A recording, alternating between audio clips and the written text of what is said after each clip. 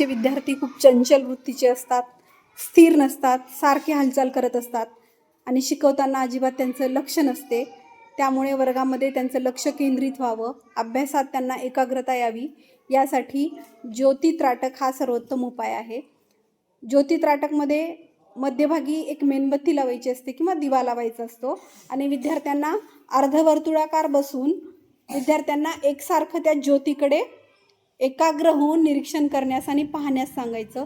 यामुळे विद्यार्थ्यांचं मन इकडे तिकडे भटकत असते, ते एका ठिकाणी स्थिर होण्यास मदत होते.